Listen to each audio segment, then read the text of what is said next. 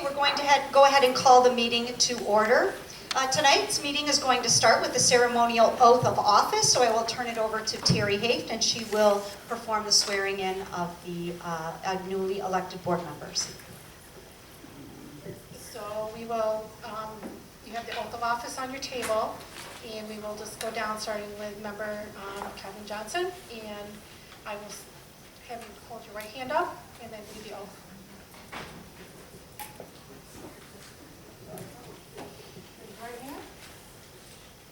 I, Kevin Johnson, do solemnly swear or affirm that I will support the Constitution of the United States and the Constitution of this state, and that I will faithfully discharge the duties of the office of member of the Board of Education of Tecumseh Public Schools, Tecumseh, Michigan, of Lenawee County, according to the best of my ability. Thank you.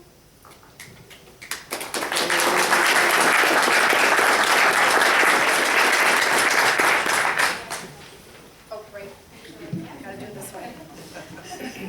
I, Rebecca Brooks, do solemnly swear or affirm that I will support the Constitution of the United States and the Constitution of this state, and that I will faithfully discharge the duties of the office of member of the Board of Education of Tecumseh Public Schools, Tecumseh, Michigan, of Lenawee County, according to the best of my ability.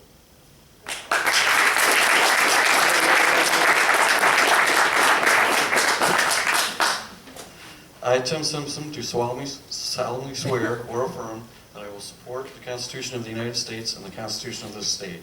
I will faithfully discharge the duties of the office of member of the Board of Education of Tecumseh Public Schools, Tecumseh, Michigan, of Lenawee County, according to the best of my ability.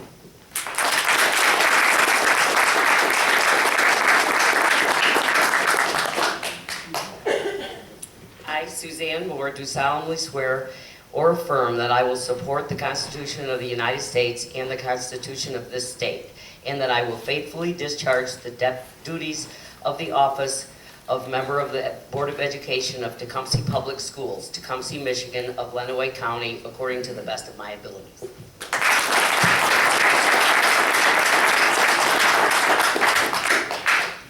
I, Michael McNamara, do solemnly swear or affirm that I will support the Constitution of the United States and the Constitution of the state, getting old, the state, and that I will faithfully discharge the duties of the office of member of the Board of Education of the Tecumseh Public Schools, Tecumseh, Michigan, of Lenawee County, according to the best of my ability.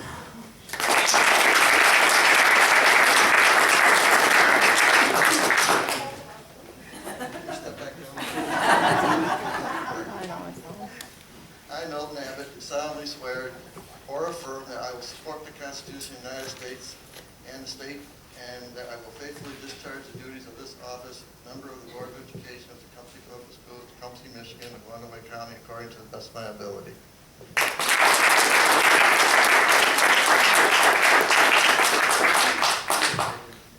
I, John Benzing, do solemnly swear or affirm that I will support the Constitution of the United States and the Constitution of this state, and that I will faithfully discharge the duties of the office of member of the Board of Education of Tecumseh Public Schools, Tecumseh, Michigan, of Lenawee County, according to the best of my ability.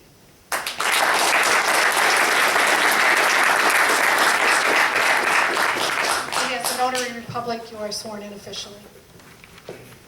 Congratulations. Okay, next on the agenda is the election of officers. So we will go ahead and get started. I will begin by taking nominations for candidates for treasurer. Do I have any nominations for treasurer?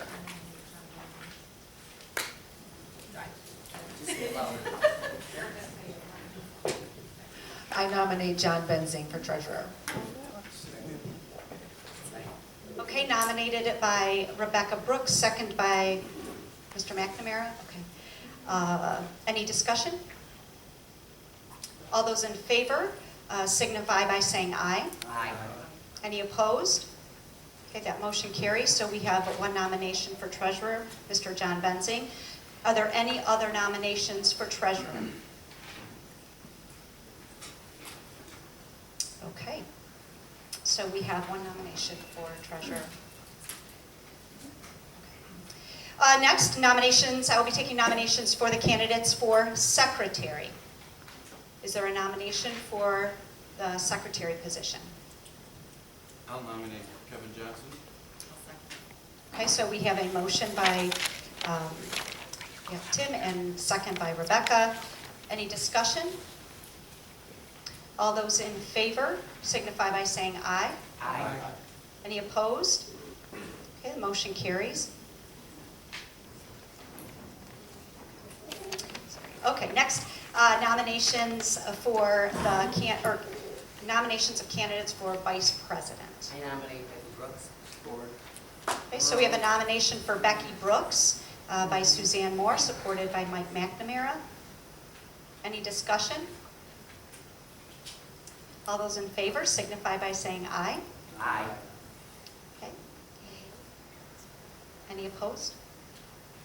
Okay. Next, the nominations for the candidates for president. Second. So we have a nomination for Tim Simpson by Rebecca Brooks, second by Suzanne Moore. Any discussion?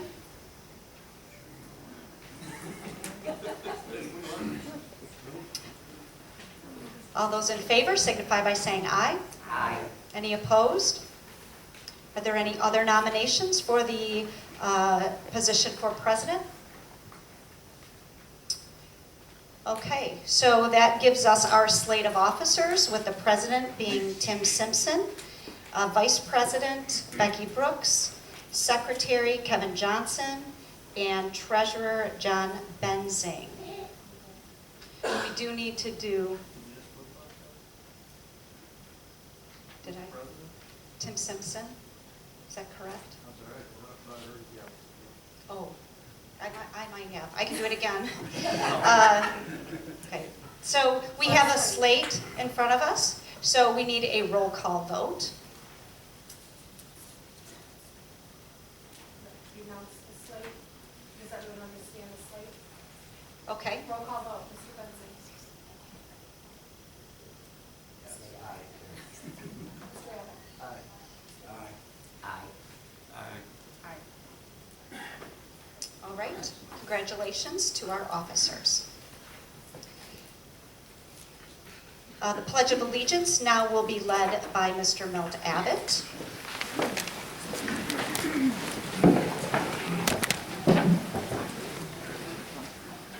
I pledge allegiance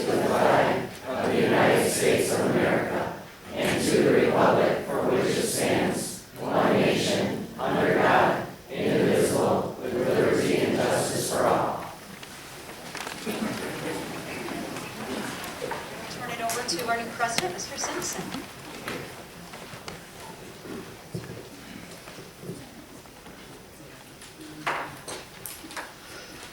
Well, thank you for everybody coming tonight. We see we got a full house. So the first order of business here is the public comment section on agenda items only. You are limited to 3 minutes. Does anybody have any comments on public agenda items only?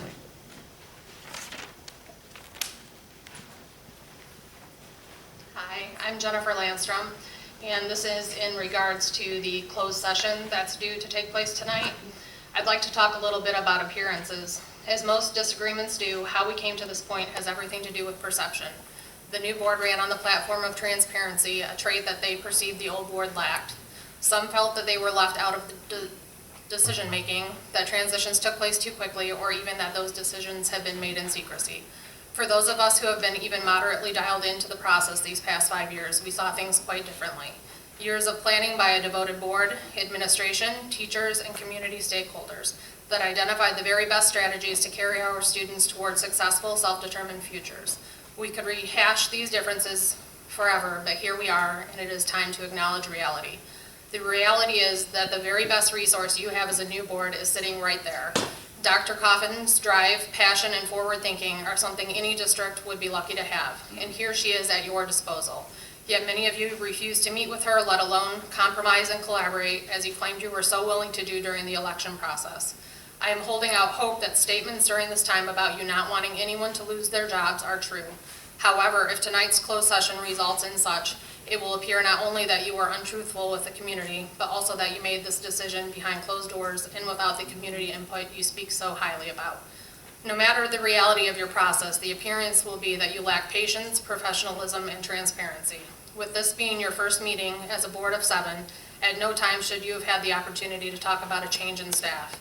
And if there has been such discussion, it should have included the old board until the end of their respected terms. I truly hope that you exhibit some of the integrity you spoke of tonight.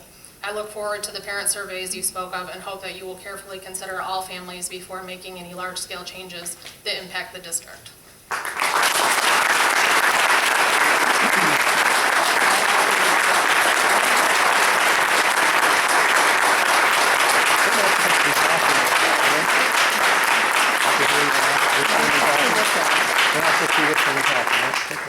My name is Megan McLemore. I'm a school of choice parent here in the district. I have a kid in West Steam and one at Compass and a little baby down at South. He's fantastic. I do want to talk a few things. My question during all of this has been, you guys have said, like Jennifer said about transparency, that you want to make it clear. A lot of this from the beginning, I'm sorry, I'm a sound person, this feedback is driving me crazy. A lot of this has been about the changes. I know that change is hard in any capacity, but when you have the large scale of changes, most of us were expecting difficulties. But that is where this whole platform started. These changes were made and people weren't adjusting to them, or they didn't like them, or they didn't like the way, in my perception of how it was handled.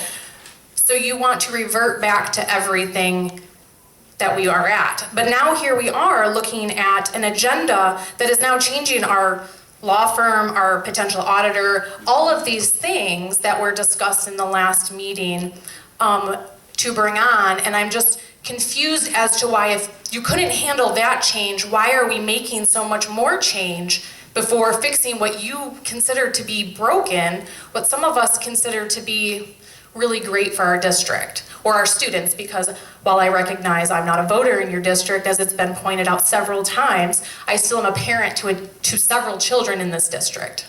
So, thank you.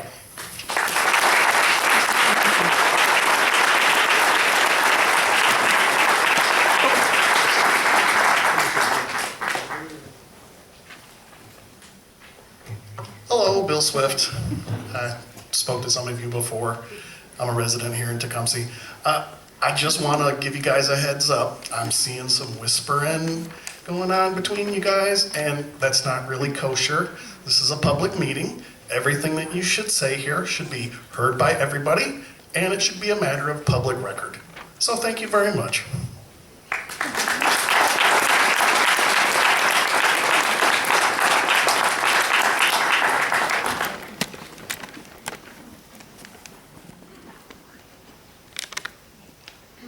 My name is Lisa Michelin, and I have a question regarding the discussion items and the action items for tonight. I'm looking specifically at the law firm, and my question is this a true attorney that we're going to hear from tonight that you're going to vote on? Well, we're not voting on, that's the law firm we currently have, so yes, Okay. we will be voting on that. So. And is it a true attorney? Yes, it is. Okay, thank you. I have a question, it's Q&A. So it's public comment, listen to the comment. Don't need to do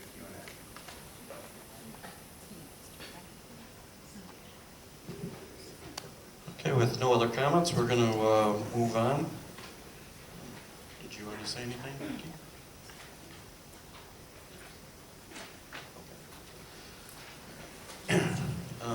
Let's look at the agenda. Is there any revisions, approval of the agenda?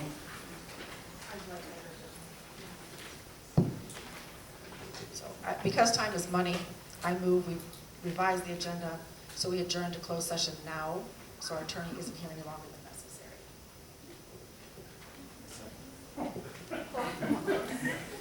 Repeat, please. Can you speak up, please? Repeat that, please. Sure. Can you hear me?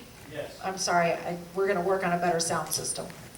I'm making a motion to move the agenda around instead of having the closed session later, as we are paying an attorney to sit here, that we're going to go ahead and take care of that now. And we'll come out of closed session and rejoin you. And that has been seconded by John Benzing. I apologize, but there's a section of second public comment. Before you close the agenda, for your closed meeting, there's public comment. We're If rearranging, you're going to close it, then offer it up to some more public comment. we're rearranging the agenda. We will be back for public comment. You don't need to answer We have comments from the a audience. motion by member Brooks, second by Let them do it. roll call, Mr. Bensing? Super transparent. Aye. Let the record reflect that 7:16, we are in closed session. Does it make sense for us to retire to a different? Yeah. Why don't we do that? All right. Guys, I'd like to... Yeah, let's, no, what we've done is we've agreed to amend the agenda. Now we have to vote to go into closed session under section 8A of the Open Meetings Act. And that requires a separate roll call vote. Okay? I'd like to issue a challenge for the press. As far as I can tell, I mean, if you guys have a reason for the closed session, if you guys can explain that, please. Yeah, so we're going to have a motion, and you can ignore challenges from the audience. We'll make clear in the motion the basis for going into closed session. All right? Feels pretty We're going to go into transparent to closed me. session yeah. pursuant to section, a motion to go into closed session pursuant to section 8H to consider an attorney-client privileged communication. Copy of which I have.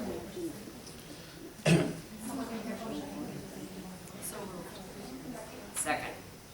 Let's have a roll call vote. Roll call, Mr. Bensing? Aye. Aye. All right, we'll return to closed session. Interesting. Really interesting. What a world. What a world. Should I continue?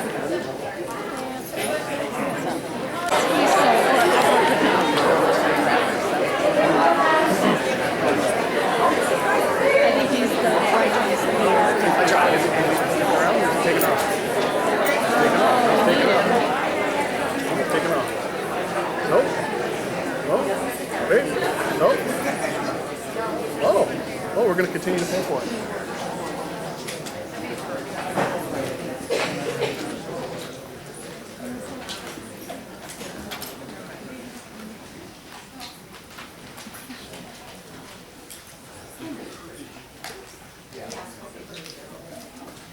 All right, call the meeting back to order.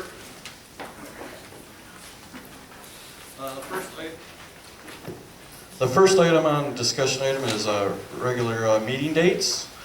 And we're going to be adding some dates to the board meetings. So we're going to have 2 board meetings a month. And I've got some...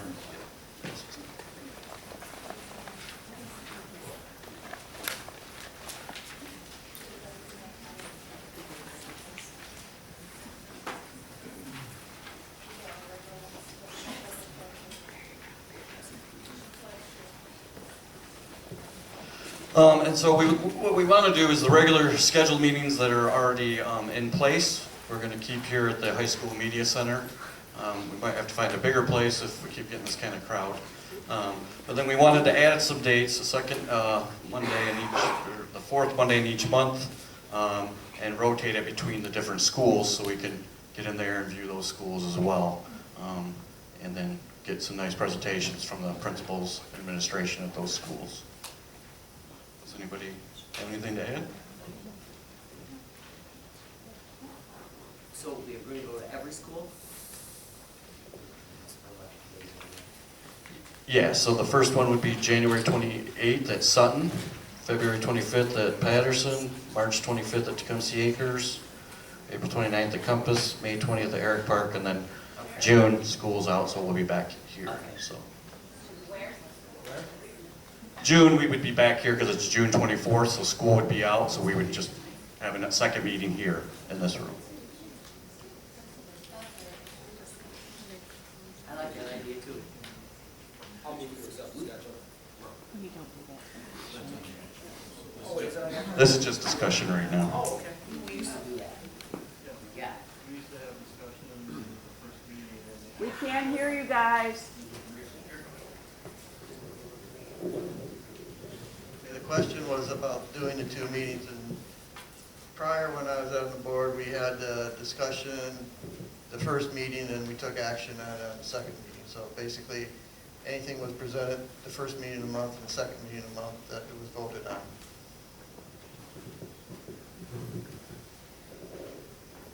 Yeah, and I like the idea that you have 2 weeks to mull it over, all the information, and possibly even request more if you need to. So I like it.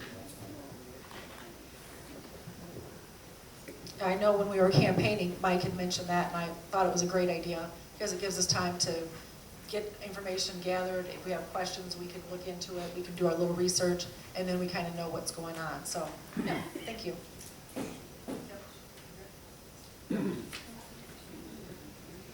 Okay, the next item is person for posting meeting notices. Dr. Coffin, who does that right now? That's the role of Terry. Okay, Terry. So I don't have any problem with Terry posting them. Do you guys have any problems? Any other discussion on that at all? Nope. Okay. Committee appointments. While we were campaigning, we talked about getting the community more involved, and so we'd like to set up some committees. And I'm going to pass this around here. Just take one and then this way. Same with this.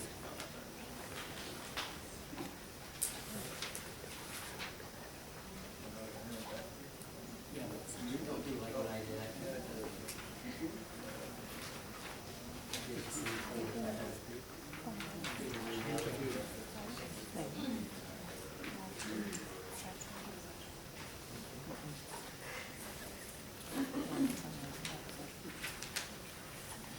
So one of the committees is curriculum committee, and each one of these committees, we'd like I'm thinking we'd like a board member, personnel from the schools, and community members. And again, the first one is curriculum committee, a communications committee, a finance committee, technology committee, a facilities and safety committee, human resource and policy committee, and an athletics committee. The curriculum committee will probably be broken down into subcommittees because we got, high school level academics, we got middle school, and we got elementary. So that one will probably have a couple different subcommittees on that. So Will the committees be owning decision-making for the board? they will be making recommendations to the board. They will not be making any decisions. So You're right, but even if they're, like, let's say there's a parameter of 20 recommendations, and let's say that they're, distilling them down to, say, 5 recommendations for the board, they would still, the committee still would be, in my opinion, subject to the Open Meetings Act. So we should make sure that all of these people understand all these committees, because of their nature, should be posted, should allow for public comment, minutes should be kept. okay, et cetera. all right. We've got a board member on it, where we've got deliberation occurring, we're honing it down, so that would be my recommendation. What if it's more fact-finding? Same thing? See, to me, in my opinion. Can you it's give so him the easy to microphone, comply please? with the OMA. We need a different, we need help. This is awful.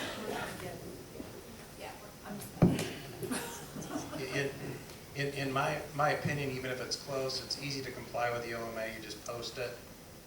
You just allow for public comment. You just keep minutes of the committee. You want minutes kept at these committee meetings Right. anyway. So just comply with the act, and then there's no question. Okay. It's like we're doing a survey. You actually do the survey, take minutes of that, or, Yeah, just take minutes of what occurs at the meeting. okay. Any other discussion? How often do you want these to meet? That's going to be up to the committee. So, depending on what pressing issue they have. So that'll be up to each committee. So. How are people going to join the committees? Currently, we will send out a survey where they can sign up for what committee they want. They can pick multiple committees, and the survey also has one that they really want to be on. So it's the priority where their talents would be best used. So And who decides who's on the What, we would have to come up with a committee to decide who's on the committee.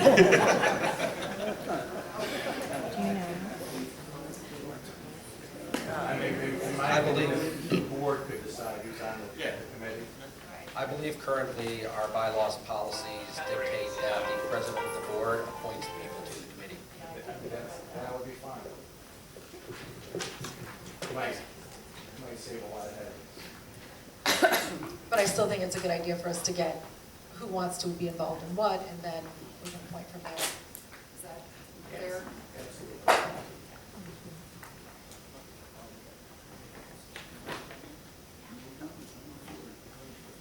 The only thing is, would there be some benefit to having 2 board members on each committee, or you have 2 board members on each of the committees?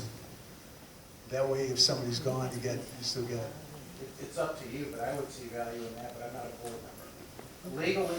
Legally, you don't have to have 2. Legally, whether you have 1, 2, 3, or 4, I'm advising you to comply with the Open Meetings Act. But you know, it may make practical sense to have 2 board members on the committee. I agree. But that's your decision.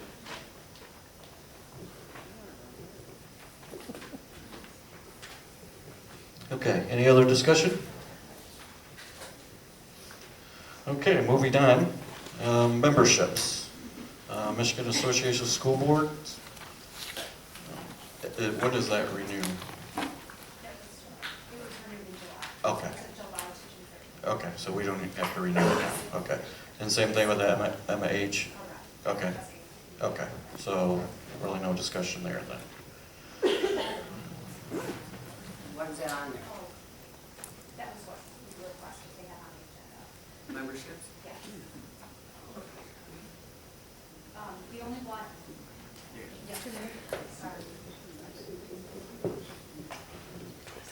The only membership that we will need to have somebody appointed to is to our local LCASB. We need a person that represents this board on that committee. Yes, correct. Correct. So that's just, they meet monthly. They've been meeting at 7 a.m., I think, once a month. That could have changed, I don't know, but yeah, we just need somebody for that. So, I mean, if there's people that are interested, or Tim, you just want to appoint someone, that's fine. Is anybody interested? That's too early for me. I'll do it. Okay, you will. Then I'll let you. We have the nominated and all that. All right, so Mike's interested and you will be appointed.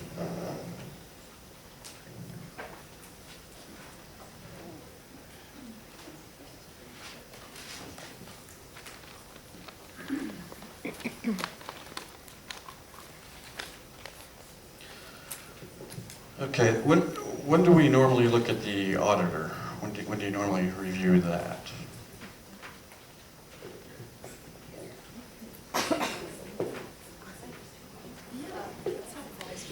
So we have a 2-year contract with our auditor. This is a new auditor for our district. The auditing firm that had worked with us in the past, there were some changes in regards to their training to be able to audit public schools. And they were a small enough firm that they did not feel it was cost effective for them to do all of the training necessary for the auditors to still work with school districts. So that's when we had to put it out to bid, and then we have our current auditors now. So we are in the 2nd year of a 2-year contract. So we don't have to do anything on that then? Correct, correct. And the thing is, it's because of the changes with the requirements for doing school audits, there's fewer and fewer auditing firms that are able to serve our needs. Now, 2 or 3 superintendents that worked with in the past thought it was a good idea to change auditors every 3 years to We- get fresh audit. Yep, we do put it out for bid every 2 years. And do you change, or do you? We did change to this auditing firm from the last one. We had somebody prior to that firm as well. So again, it's a little bit different now because of what I just explained. So we don't get as many bids in. So, but definitely that's something we look at every 2 years. Absolutely. I'm sorry, when did you say this one started? We're in the 2nd year. we're in the second year of a 2-year contract. So it's up It will at the end of be, this year? they will do our audit, they did our audit. Yes. It has a little clause in it.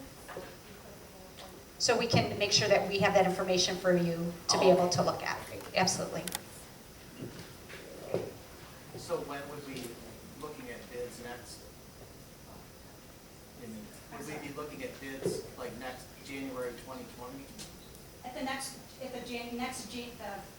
regular board meeting, January 14th, is that still? Yes. Okay, just want to make sure. I will make sure that we have all the auditing information for you when we have a discussion then. Okay. Any other discussion on that?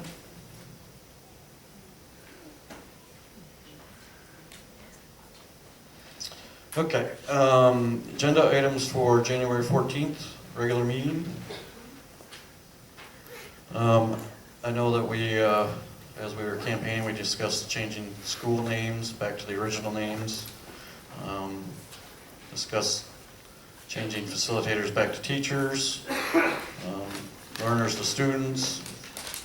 Discuss meeting postings, using the website, email, and robocalls. And then discuss video recording the meetings. So we could post them to YouTube and people could see them if they can't happen to make them. And then I know we also talked about board packets, allowing citizens to access board packets, of course, without any confidential information. I just want to get some clarification since we have an attorney. So one question we have is the liability of a school district to, once we would videotape a meeting, and then our requirement not only to comply with ADA, but also understanding that then this recording now is a record of the board. Is there any, I mean, the cost that would be affiliated that with the district would be a little bit, we'd have to make sure we have the right equipment, and then we also have to make sure that it is closed captioned. So we do have to do that. Correct. And in fact, a lot of school districts around the state, are receiving legal challenges from the Office of Civil Rights when either their website or things that they're publishing aren't closed captioned. So you would have to look at that if you're doing this as an official function. So if someone comes in here and records it, which they're entitled to do, and they post it to YouTube. They have a right to do that, and that's great. But once we do that, then we officially have to make sure that we're in compliance with all the accessibility laws for doing that. I'd also want to look at your board policies, which I haven't looked at in terms of posting video, but I like the idea. So Do other schools do that? So we can just look to see what we can do to make sure everyone understands what the cost would be and make sure our policies allow for it. Okay?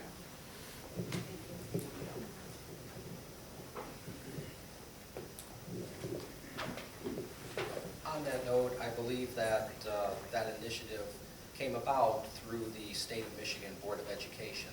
They live stream and also publish those, and theirs being an 8-hour meeting, of course, it's a little bit necessary. However, we believe that it would improve accessibility and transparency for the district. Okay, and we noticed that the robocall already went out, so thank you. That's one now. Any other discussion?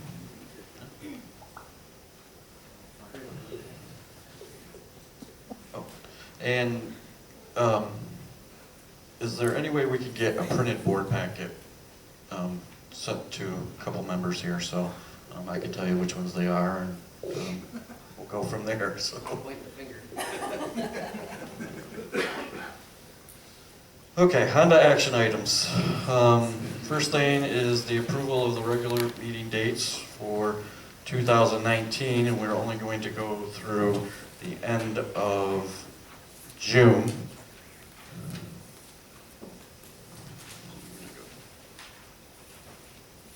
So you have them in front of you, so if I could get a motion for someone to approve these additional dates to be added for meetings.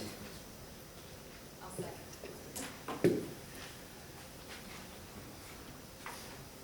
Second.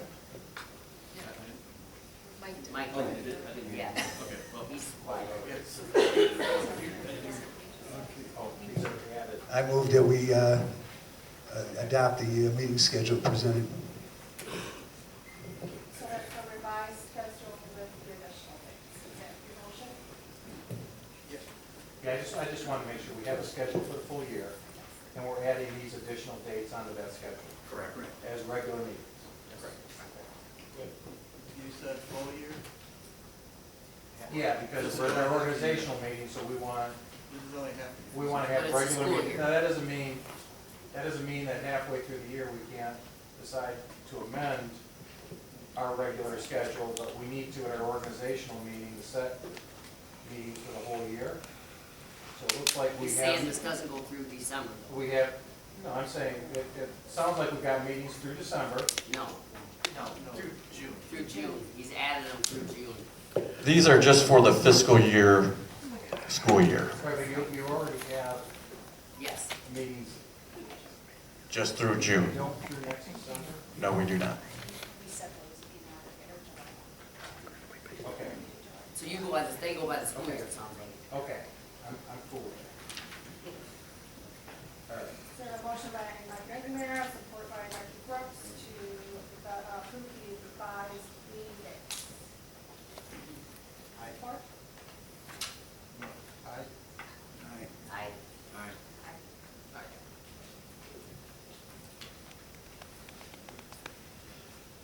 And I need a motion to appoint Terry as posting meeting notices. I move that we appoint Terry to post those meeting notes. I'll second that. Notices. Roll call? Aye. Aye. Aye. Yes, 7-0. And then I need a motion to approve the committees, so we can get people to sign up on them. Can we table that till next board meeting, so we know who will be on the committee?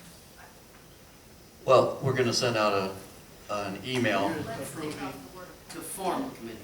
Okay. just to form them. We're not appointing anybody right now, we're just forming the committees. Can I get a motion to form the committees? So moved. Support. That motion is to form committee structure. Roll call? Aye. Aye. Aye. 7-0.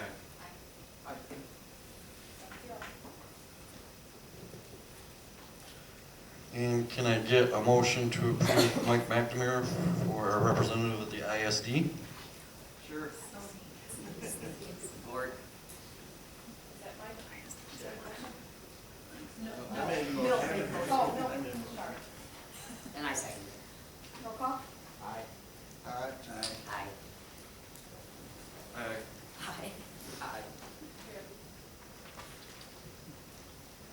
Okay, and then I need a motion to remove the approval of district contracts since we're not approving anything, so. Support. Just skip, just cross it off. All right, and then I need approval for the agenda items for the regular meeting, and if Kelly and I could meet to.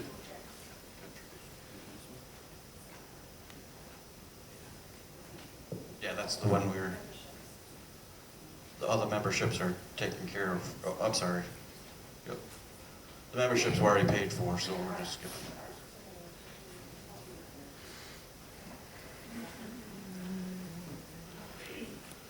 And so we're just gonna skip the district contracts since they've already been taken care of. And then approval of the agenda items for January 14th, and I can meet with Kelly and go over these things that I mentioned, as long as I can get approval from you guys to do that.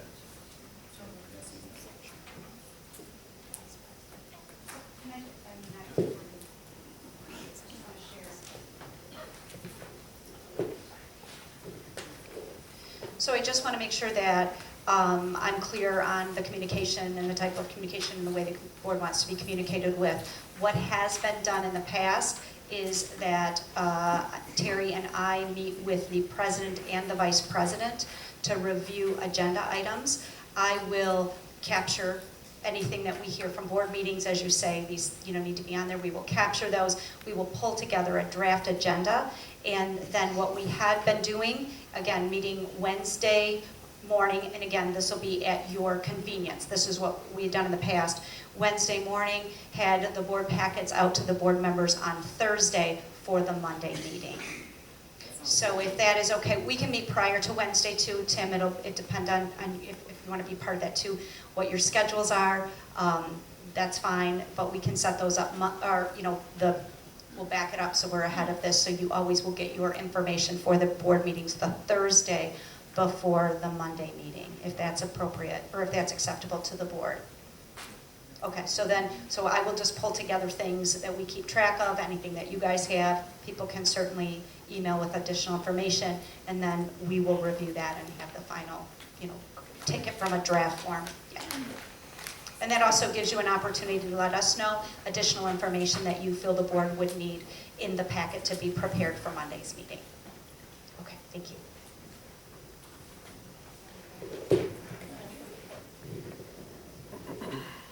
Did you still need that motion?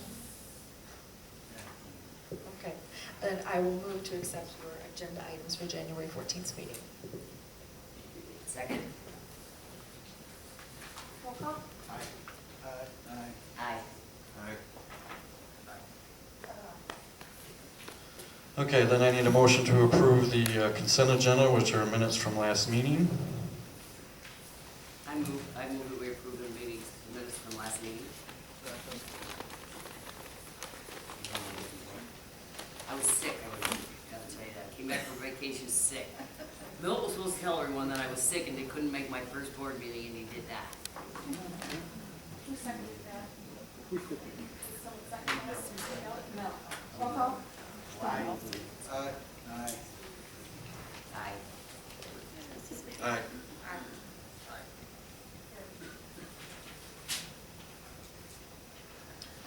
Okay, and this comes to our second public comment. So if you'd like to come up and make a comment.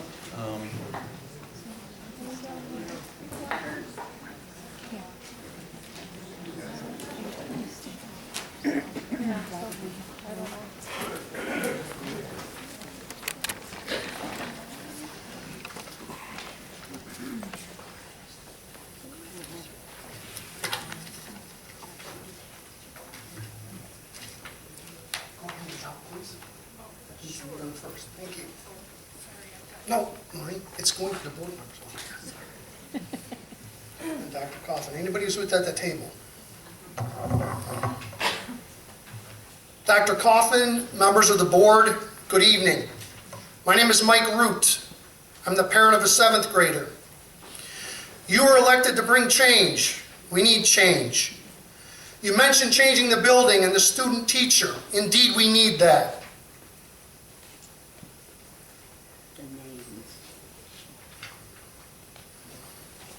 Our kids are students. They learn, but they'll always be students. Teachers might facilitate, but they will always be teachers. We don't need personnel and curriculum changes. Please review the information handed to you about Michigan school data. Our high schoolers have not improved in proficiency for years. That's not good enough. Dr. Coffin saw this and asked for change. Give her credit for having the guts to bring PBL on board.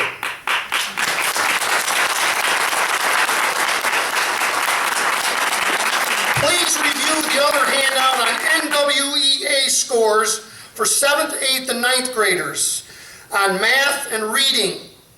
These are proof the new system is working. With all the mistakes made, of which Dr. Coffin and other administrators will take responsibility for, with all the growing pains, it has been worth it. The system is showing positive results in just 1 year. The normal summer learning loss for NWEA tests is 3 to 5 points. The PBL kids barely dropped, and in areas they also improved. Let me Let me repeat, it is working. These kids will be more proficient as high schoolers and throughout their lives. It is a constantly changing world in academia. I had a long career in higher education. I didn't teach, I sold textbooks. Go to any college or university today, you can barely find a bookstore that sells many books. Students click with their mouse or scan with their cell phone. They don't use books. We parents cannot relate to this because it is different, but it is fact. That is how they learn. Let's prepare them for this by being proactive. PBL is spot on. Oh, and by the way, parents are bringing their kids back to our schools. We've gained students this year. Let me remind you that what matters is the children. Your actions bear responsibility for all of our kids. Don't make changes to the way these kids are now comfortable learning and achieving. Sir, Changing, 3 minutes. I had to Thank wait, you. now you can wait, please. No, 3 minutes. Changing back will send them into despair. Please check your emails at the door. I guarantee you one change. Michael, his mother, and I agree that if you change back to the way things were, we will leave this district. Thank you.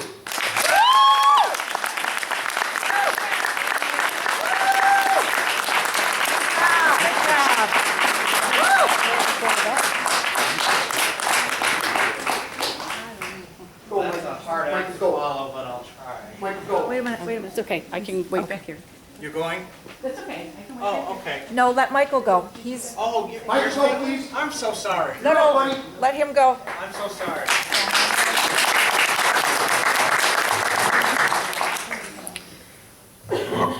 Hi, my name is Michael Root, and I am a 7th grader at Tecumseh East STEAM. I am here to talk about the newer school system that we have in place now.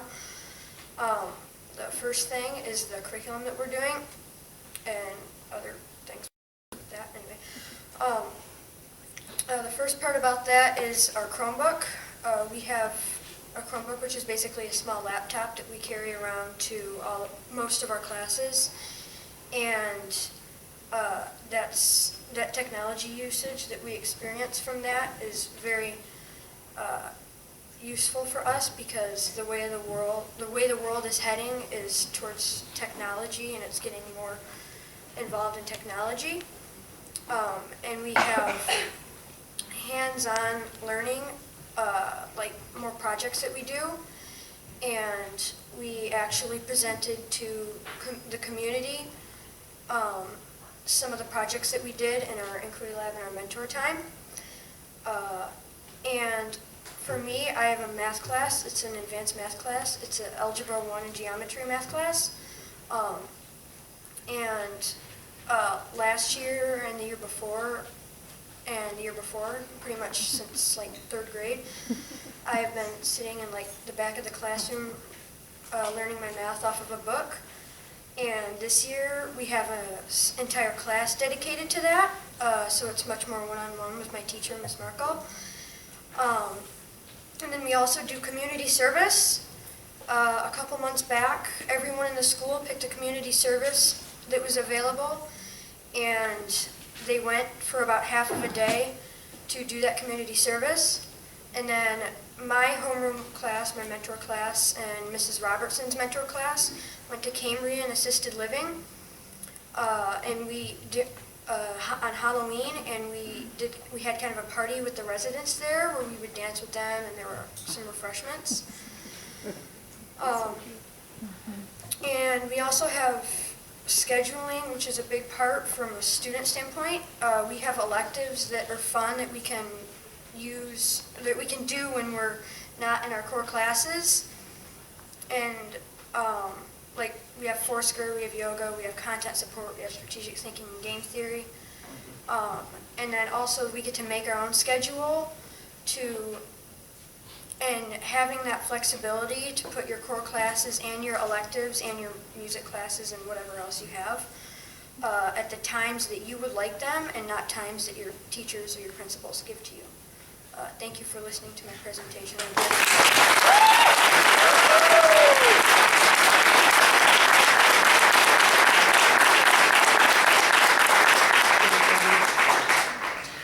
My name is Cheryl Benjes. I am a veteran teacher not in Tecumseh. So I'm going to talk to you first as an educator and then as a parent.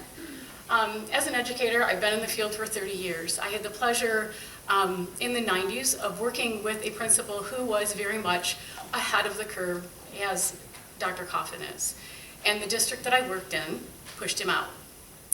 We are now learning all of the things as a district that I learned under him in the 90s. And that is horrific. That community could not sustain the change that he was bringing forth in the betterment of our students and our teachers. And now the people who are there are bringing it forth, saying this is new. And I'm saying, actually, it's not. I already learned that. I learned that in 1994. I learned that in 1995. So I would caution you, change is hard. It's hard on teachers, it's hard on board members, it's hard on ad staff, it's hard on parents. I would caution you not to throw the baby out with the bathwater. This has been a difficult process as a parent, I'm going to be honest. One of my twins, my daughter Audrey, opted out. She did 8th grade at STEAM last year and she said, I can't do that. That's not how I work. And she's now successfully completing her education at the Middle College Academy. My daughter Kara said, I love marching band. I love Mr. McKinchuk. I love the social part of school and I want to stay here. But she still struggles. It's a struggle. Change is hard. Think about any change that you've made in your life. The first year you were married, the first year you were out of high school. It's damn hard. Sorry. But you can't give up. You cannot just say, we don't like this change, so that's it, we're done. Because it's not right and it's not fair. The world is changing phenomenally fast. I don't teach anywhere near like I taught when I graduated in 1989. Not at all. So I just caution you, change is hard. I'm here to say it's hard. I took one of my kids out, that's what she wanted. But I support what's going on in this district because you are so far ahead of other districts and where we need to be to make our students the top students in the state of Michigan, in the country, and most of all, successful in their own lives and their own paths. Thank you.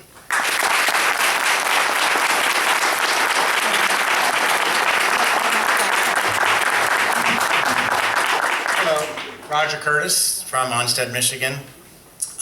School of choice parent. We have 2 children that come here to Tecumseh.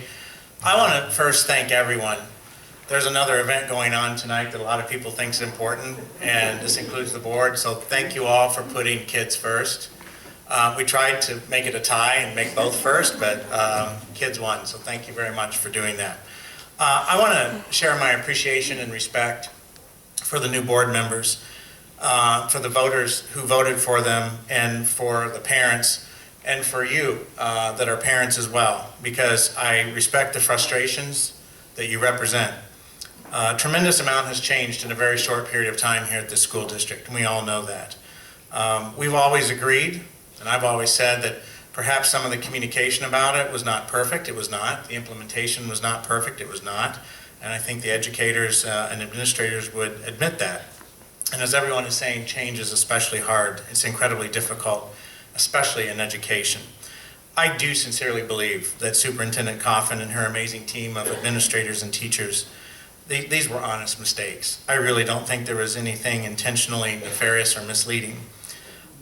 You can make mistakes, especially when you try to implement something new, as everyone has said. This does not mean it was wrong. The elements of project-based and competency-based learning are critical and absolutely necessary to prepare our kids for successful careers. Relying exclusively on a 100-plus-year-old system will not help our kids. I know it's been positioned and stated that all the research is very negative about those learning systems.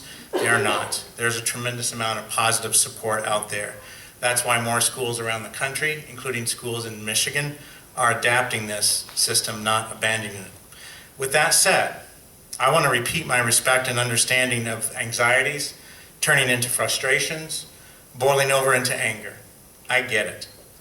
My request of the new board is to recognize the number one goal is to support and help our kids in their post-secondary pathway, whatever that pathway may be. That means continuously improving the district through measured, thoughtful, and responsible efforts, including corresponding communication with all stakeholders. This should be the priority regardless of the vote count. I want to see everyone work together for the best of all kids. That means recognizing that yes, mistakes have been made. Yes, things have been said. But it's also to understand that open-mindedness should not be a view held by one side or the other. It should be in the DNA of all of us who are truly interested in helping our kids succeed in a future that does not look, as people have already stated, does not look like today and looks less and less like today with each passing day. So please engage all sides and all parties. I trust that you will, so that we can all work together. I hope I speak for a lot of parents and educators when I say that if you do that, we are willing to stand side by side with you and work to those ends to help our kids. I sincerely hope that is the case. But if it is not, we will be very diligent in our accountability. Thank you.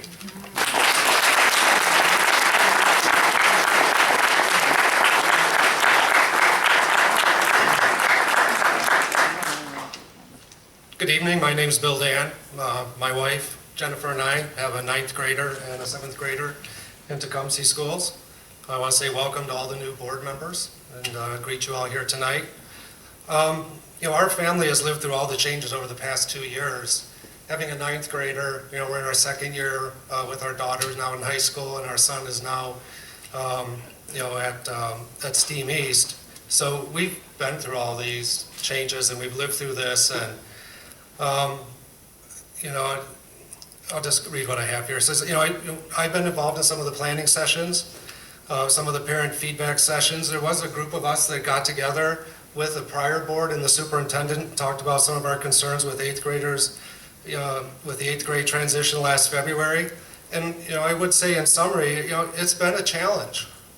It's been a challenge for our kids. It's been a challenge for our family. Some of it was not very pleasant, but, we made it through that. However, both of our kids seem to be settling into the new structure, and our son is starting to thrive in the new environment. They like some of the changes, but some aspects they don't like. And as parents, we see similar things. Some of the changes have been positive, and some of them have not. And frankly, I'd like to see some of those issues addressed. I know one thing, though. We can't go back to the way it was. And that's my biggest concern. And Kelly, you and I talked about this, that the previous structure wasn't working. I wasn't happy with my kids' progress in some subjects. Kelly knows how strongly I feel about mathematics, being an engineer, and I am not happy with my kids' progress in mathematics. And that was prior to all these changes too. So I think some of the things with Engage New York are great. I'd like to see it continue to roll out. I think those are some really wonderful things. I could list all the positive and negatives here. There's not time. I'd like to share it with whoever would like to hear. I'll participate. So I would say that I prefer that the new board and administration work together to make the necessary changes and modify the current structure to make it work. This district could be on the verge of something really special. We've got the changes in place. We've gone through 2 years of transition. Let's fix the things that aren't working and keep the things that are working. The project-based learning, some of the flexible structure, the availability of some of the electives, let's keep some of that stuff. Some of the other stuff, I'm not so keen on all the Chromebook work. Maybe that's me. I'm in my 50s now, and maybe that's just not me. But my kids give me some positive feedback that they're not so crazy about it either. But those are just some examples I think we can work through as a community. So please don't try to change everything to the way it was.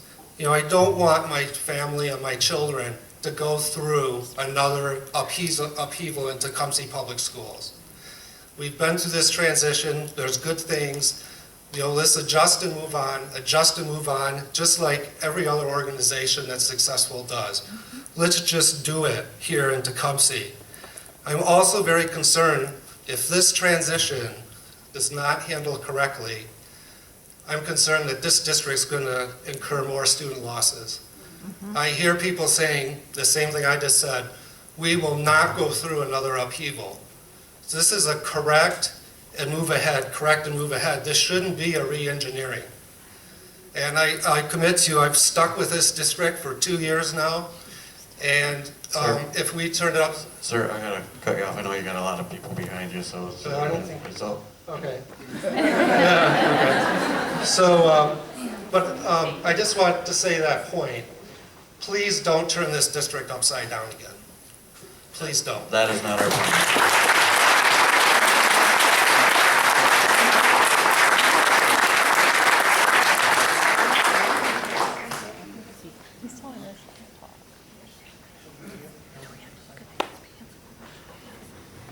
Some nice tailored pants, though.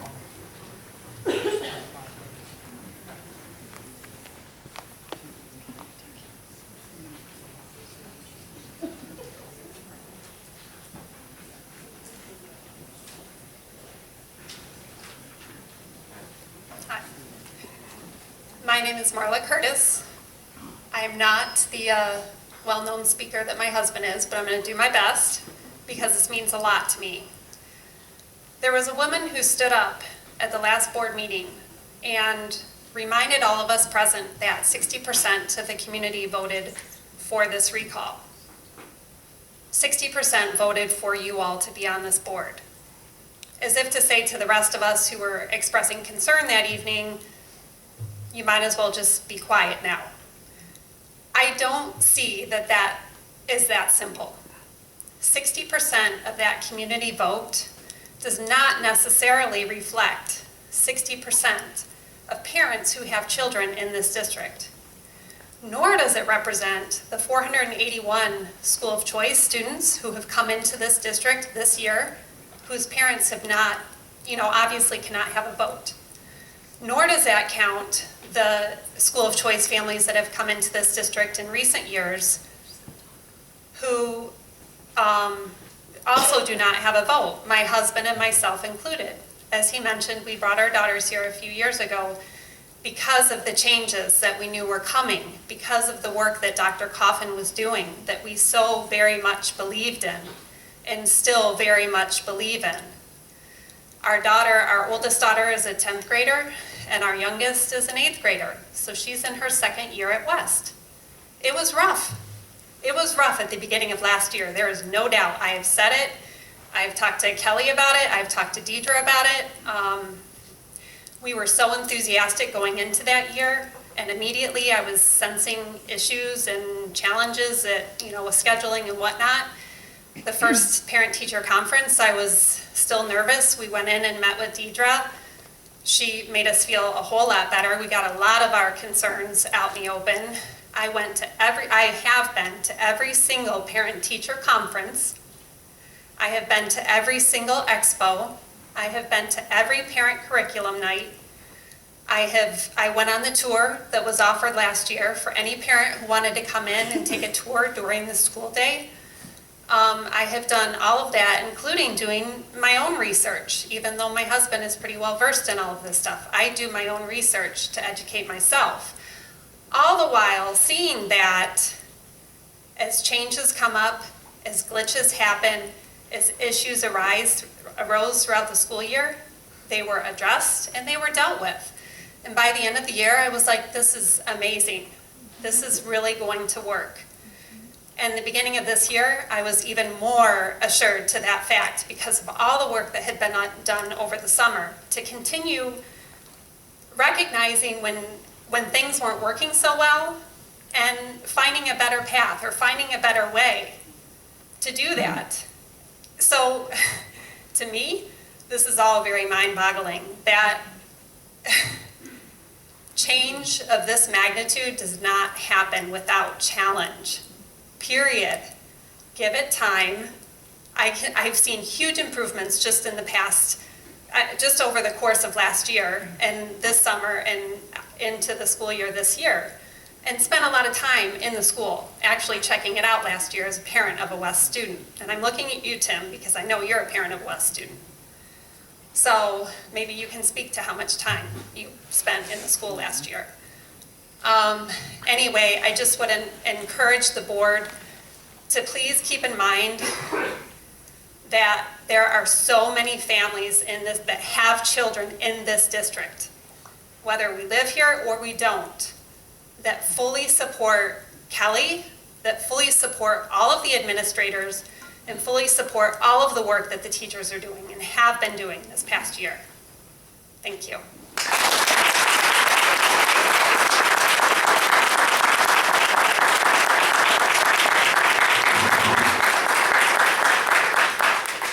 Hi, my name is Joyce Lammers. I have students in the district, and my own children live in. So I have a freshman in high school and a student who graduated last year. So I speak to you as a parent. I spend all of my evenings reading as a parent. Oftentimes, what I can do for my kids in any venue, whether it's just parenting or getting them to do some chore at home better when they were toddlers, to how to help them in calculus classes. Whatever I can do without hovering is always an interesting balance as a parent. I also speak to you as a teacher. I'm lucky enough to be entering my 25th year of teaching. 18 of those have been in Tecumseh. And I've been very honored to work with so many kids, and I love that there are so many faces, and actually second generations of kids that I've got to work with over the years. So that is a privilege and honor. And I can't say anything more important tonight than I love that so many of you are here, passionate about what I spend all of my time doing.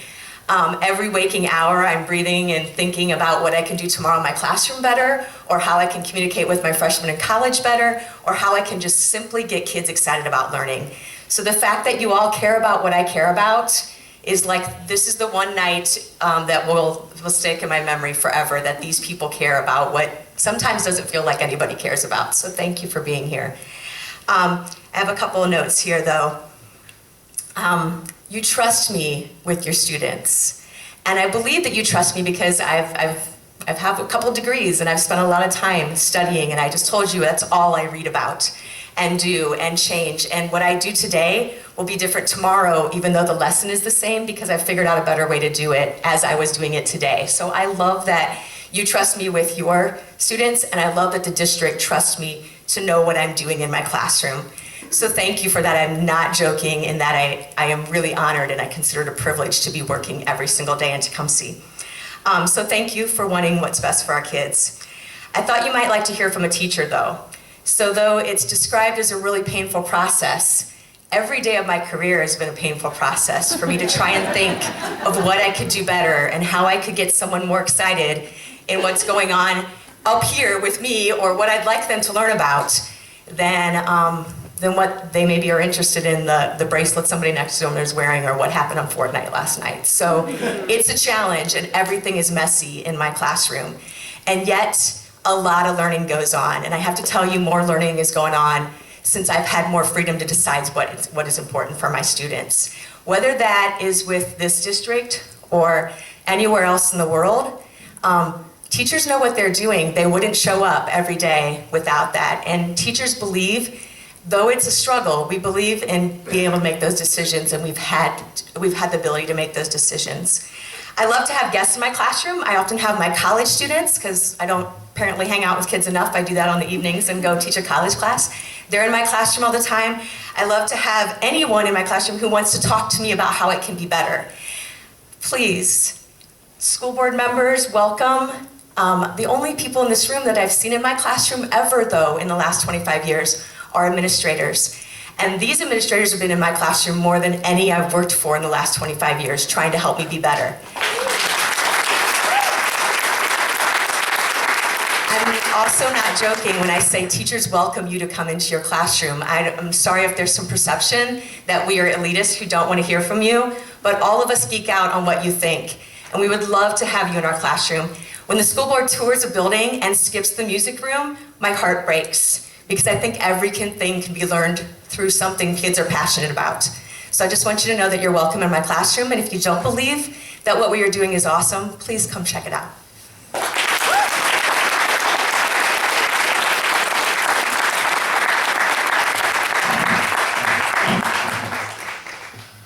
Good evening. My name is Joe McKincheck, and I'm speaking tonight on behalf of my family. My wife Kelly and I are the band directors here in Tecumseh, and we have 3 children. Andrew, Lee, and Leo attend at Compass, and we anticipate that our youngest, Claire, will be in preschool at South next year. Both Kelly and I bring 17 years each of experience in education to our positions, with perspectives from some of the best school districts in Jackson County, Oakland County, and Washtenaw counties. Specifically, the Parma Western School District, Farmington Public Schools, Saline Community Schools, and Dexter Public Schools. We also have a strong sense of Tecumseh pride and community. Kelly was born here and attended Tecumseh Acres, and I've been with the district for the past dozen years. All of this is to say that we love Tecumseh and also have been blessed with a perspective outside of county lines. We're here tonight in support of Dr. Coffin. It's true that we are leading the way in Lenawee County with our initiatives. It's true that last year was challenging.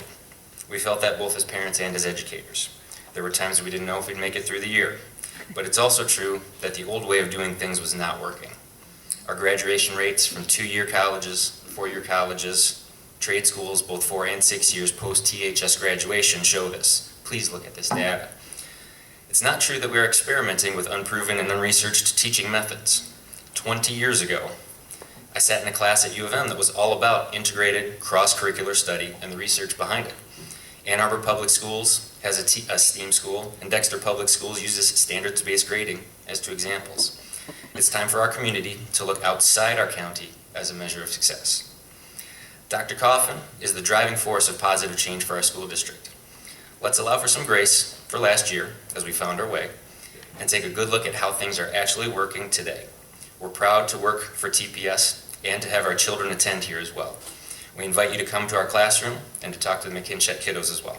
Thank you.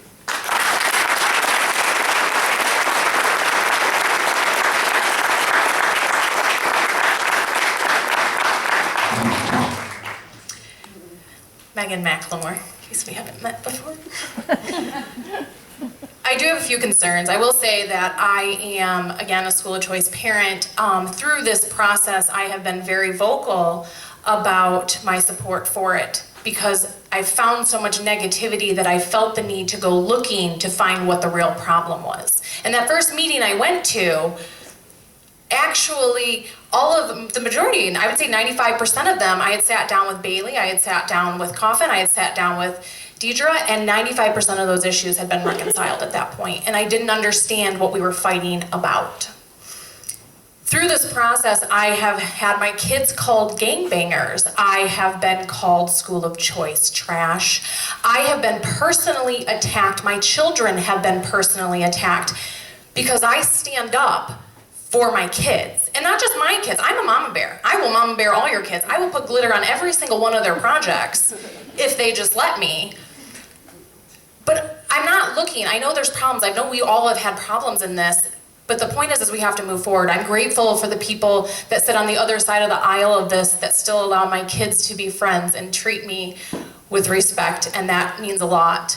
I hope that when you consider these committees that you discuss it with the administration who sees the parents in the school that want to make a difference, and it's not made off of decisions based off Facebook arguments or how you feel about somebody personally. I think the people in the buildings with the kids and dealing with the parents on a daily basis should be the ones to decide what parents are on your committee and what aren't. I'm glad Mrs. Curtis brought up the percentage of 60% because I looked at that.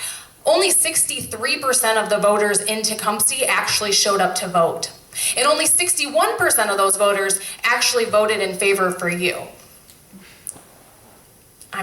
I usually love math, but today I'm a little off. But that shows me that about 5,000-ish of the 8-something that showed up actually voted for you. 5,000 out of 14,000 people, 5,000 of them voted for you. So while, yes, you carried the majority of the voters, to say that that means the entire district of Tecumseh supported you or the school of choice parents that were here isn't the case. And I hope that now that you're sitting on this board and you claim to support all the parents, it's not just the ones who actually had the vote, it's the ones who stood here saying, hey, we want to make this better too, but we didn't get to say that on a ballot, but we got to say it at every board meeting we attended. So I appreciate it, and I appreciate all the parents for being here to support their kids because that's really what this is all about.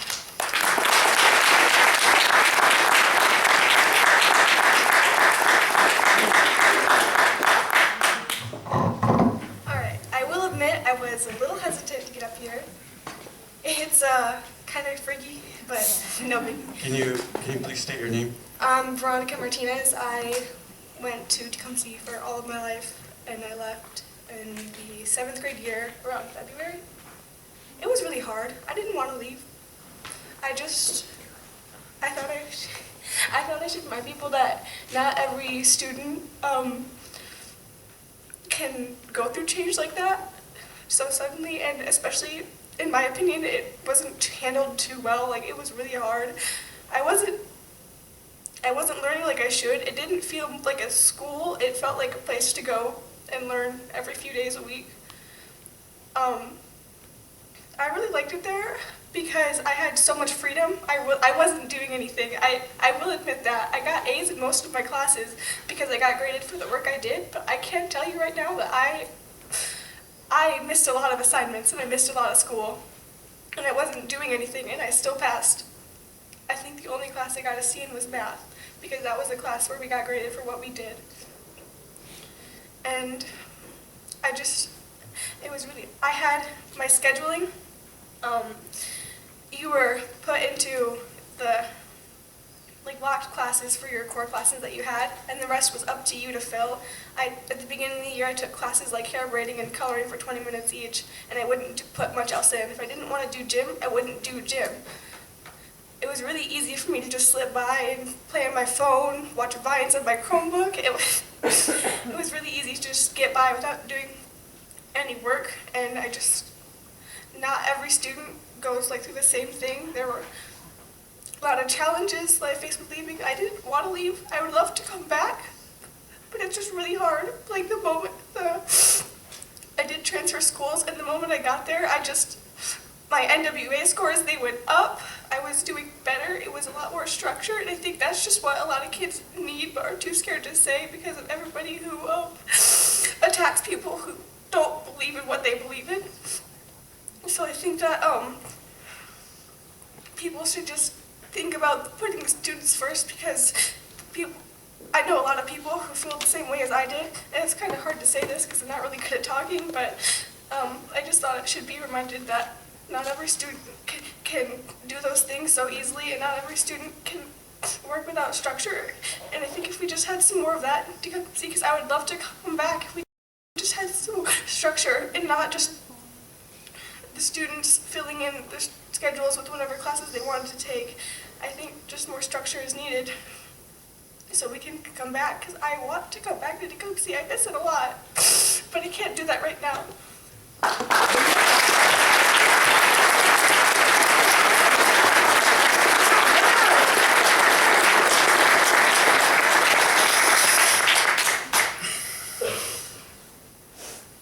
My name is Carol Martinez, and I'm the mother of that amazing young lady. Most of you teachers that have had her and know that she's an amazing young lady. I'm a little biased, but I will. And I didn't plan on getting up here, and I did not want her to get up here because I don't want her to be attacked by all the people that are so ugly about this. There were problems.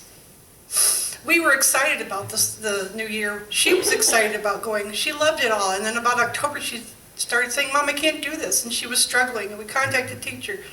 Didn't get help. She was missing a lot of school. She got straight A's. I said, did you deserve those? And she said, well, on the work I turned in, I did, but I didn't turn my work in. It was bothering her. She was struggling. What are we going to do? Homeschool, what can we do? We asked for help. We didn't get anywhere. I was an employee of the district. I was hoping I would get something. It didn't happen. She wanted to stay home. I didn't want her to do homeschool. I wanted her to be enrolled, so we switched her school. We weren't contacted. We weren't asked why we left. No one said anything to us. We just left. It was hard for her, right? The Monday before she left, that Thursday or Friday, she was given an application for honors band. She lives for band. She loves the McKinchecks. And it broke her heart. And I said, Veronica, you still want to go because you don't have to. We can continue to try to work something out. Because the honors band was an honor for her, and she struggled with that decision. But she made a sacrifice and said, Mom, I can't keep doing this. I'm unhappy, I'm not learning, I'm struggling, and no one is helping me. So she left and gave up an opportunity to serve on the honors band, which was something that she wanted badly to do. We love Tecumseh. She wants to come back. We want things to be good, but we also want to be heard and be taken care of. It's like you're thrown off the boat and there's no one caring. It's like, well, too bad, we're going, changing direction. You're out there, there's no life preserver for you, and that's what it kind of felt like. And it's not that we were looking to move or hated anything. She loves Tecumseh, she loves her teachers, we love the people here. But to save her, we had to make that decision. And I did not want to bring her to the light because I don't want her to be attacked by everyone. I want to say one more thing. And that is that all of us here need to stop pointing fingers at each other and point them at ourselves. Because your behavior is the behavior that you can control. I arrived here tonight and I got here kind of early. I pulled in, parked next to a man in his car. I told Veronica not to get out of the car until he did because his door would open and she would be at the same time. So he opened his door and he banged our car and got out. This was Mr. Root. I didn't know who he was in time until he got up here. We got out of the car and he said, oh, I'm sorry. And I said, you know, I could tell he didn't do it intentionally. And I said, that's okay. We were in the right, we didn't do anything. He banged our car. I could have gone screaming and said, well, what the heck did you do and whatever. I chose not to. I said, no, I know you didn't do it intentionally. It's okay, no big deal, just go in. That's the behavior we need to have, not shouting at people, not pointing fingers at people. We all need to control ourselves and look and try to fix things for our kids. If we say we're for all kids, then even the ones that fell off the boat need to be given life preservers. That's all I have to say.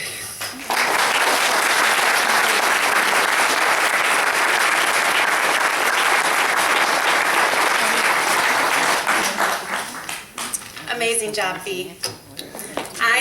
My name is Tina Leitner. I've taught for 22 years, 17 of them here in Tecumseh.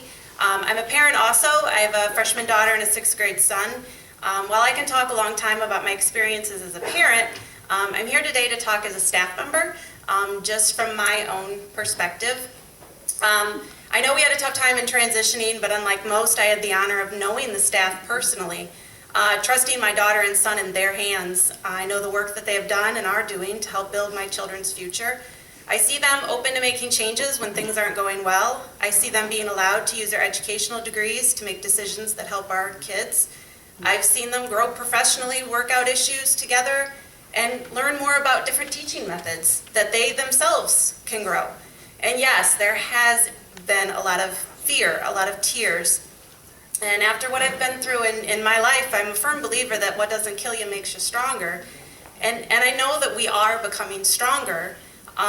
We have some more things to do, though. I'm now working in one building with all of my 4th grade colleagues, where we can work together on new ideas that help our kids while receiving the same communication from our wonderful bosses, instead of 4 different messages from 4 different principals. Shout out to Tricia and Carl, thank you. Our class sizes are more equitable, not perfect. Instead of my old class size at my old school of 28, and Herrick Park had about 16, 18, that was hard. For not just me, but for the kids. I mean, to know that that class was run different and everything was different with 16 kids in it. Staff now share in supporting the different needs of all the kids in our district, not housing them at a different school because that is where that particular staff worked. And because we are under one roof, if a child qualifies for special education, then that doesn't mean that they have to move elementary schools. Parents were denying these services because they didn't want to pull their kid from the school that they had known, which is understandable. My kids and I now have a consistent LISD support instead of staff losing time with the kids because they have to drive between elementary schools. My kids and I now have a wonderful guidance counselor to support their needs. I have never had this at a school before, and I truly believe that if all schools were given guidance counselors that support the kids, then we would have less school violence nationwide. Hands down. I don't know if Deb Lady's here, but she is amazing. The weight was all on my shoulders. My kids and I now have a nurse, almost full-time at the building, who allows me the beauty to get back to teaching and can make educated decisions about my kids' health needs. Kids today have much bigger issues than putting a Band-Aid on a cut or helping them with a mean friend. I used to sit in IEPs and have to, and was told that I had to do blood checks, and I am no nurse. You do not want me doing that. So that was kind of a tipping point for me. The organization's discussion started for a reason. Things were not working the best that they could. We have a lot of work to still do. I now have the freedom to try new ideas, research-based, data-driven ideas, not just what I feel like doing. I am allowed to think outside the box, and darn does it feel good. There has been this belief that we are mindless minions doing all of this because we're too scared, and that could not be further of the truth for me. I have been one that has seen the light, and I can't go backwards. I was a burned out teacher, and I was nearing probably what could have been a path where I didn't know what to do because of all of these things were breaking me. And the one thing that kept me going, as every teacher will tell you, is the kids. And every day I would go at it and they kept me going, but there were things that were starting to cause me to think different. It's a blessing to work in a district where my superiors focus on learning, know exactly where my classroom is, and visit it often, and allow me to use my educational degree to do what I do best. Here and in North Carolina, where I taught, board members and sometimes superintendents barely even visited. We used to joke that one didn't even know where our school was located, but they knew where the football game would be at Friday. And that was the MO that we felt, and that wears on you after a while. Now that you have been elected to this platform, which I welcome you on, I'm sorry I didn't say that at first, I'm inviting you to come in. I already chased some of you down in the hallway the other day when you were visiting. One, because I used to be a teacher for Tim's kids, and John and I are from the same hometown, but it was also come in. I have a unique situation of 2 teachers and 42 fourth graders, and I love every day of this newness that we're trying, but I love to share it too. And that's not just to brag about what we've got going on, but it's to get advice. Like, tell me, what is your perspective? What do you see? Like Joyce said, we love to have you in. I want you to learn what's going on now that you're on the inside. Because this position, before this, you were only privy to what you knew, to what you experienced on Facebook, which is tearing the city apart, and it needs to stop. And what you read,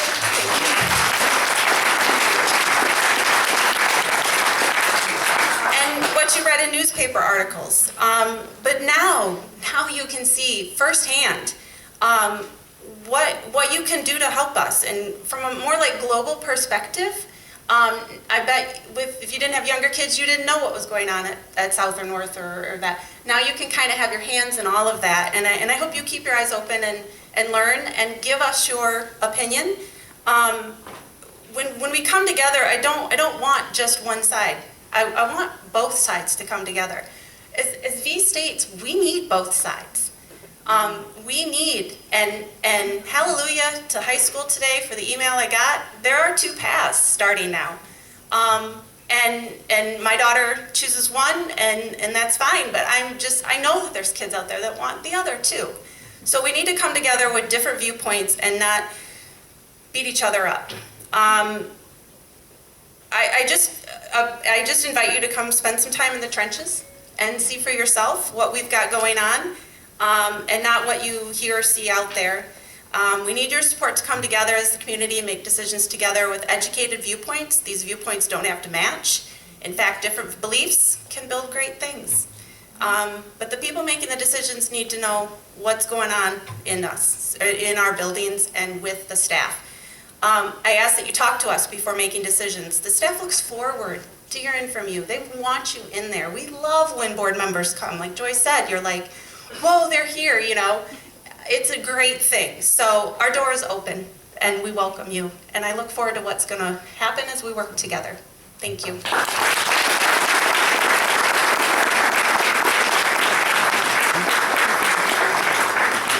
My name is Nancy Gotham. I didn't plan on speaking tonight at all until I heard Mr. Root speak, and he talked about that schools are not using books anymore, and that's not true. My daughter just graduated this June from high school, and she started her second semester at Hope College today.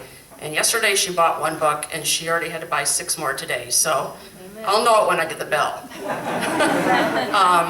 And that's really what I was first going to talk about, but I've thought of a couple of things. And one is I have a son in the 10th grade, so he's not so affected by this. And I've been saying that to other people, and a lot of other 10th grade parents say that. But my son pointed out to me this fall that he is being affected by it. Because like the 9th grade this year has this set group of teachers that are just teaching the 9th graders in their own part of the high school. And it's taken away some of these teachers that he was hoping to have in the future and that I really want him to have, like Mr. Mark, that teaches economics and government, which is like one of the best teachers ever that my daughter had. And speaking with him, it sounds like maybe the only way he might be able to have him in the future is if he takes AP, economics and government, which every 11th grader has to take. So it's really sad that they're pulling some of these teachers out just to teach the 9th graders, and then next year they'll have to do the same thing, it sounds like, for the 10th graders, which is what, unless there's been more changes made. So by the time he's in 11th and 12th grade, there's going to be a lot of these really good teachers that his sister had or other people know that are good that he won't even have the opportunity to have as a good teacher. And also that he will not have the opportunity to be in class with kids from other grades. My daughter was in 9th grade and she was in some classes with 12th graders. So it was really good for her. And the same thing that goes to like the 7th and the 8th grade where you just got 7th graders in one school. In 8th, when she was in 7th grade, she became good friends with someone just in the halls. And she went on the Quebec trip, which now probably won't happen for a while. Who knows whenever, now that Mr. Noel's gone and there's just one French teacher, there used to be 3. And she roomed and only wanted to room with an 8th grader that year, and they became really good friends. So some of these wonderful opportunities are being taken away. And another thing is, getting back to the books and the Chromebook, we have really terrible internet service where we live. We cannot get anything better. We have had Frontier out twice. People that live out near where we live, we have no option. And I'll never forget when my son was in 8th grade and they were doing flipped math, where he had to watch a 15-minute video on the internet at home after school and then go in and do the homework the next day. And the teacher never taught. This was even before last year where you're doing the PBL. And the only way the kids would get any help is if they asked the teacher. The teacher just sat in the classroom on their computer all the time. She did not go around to the kids asking if they needed help, if they had questions. He did well, thankfully, but a lot of kids fell through the cracks.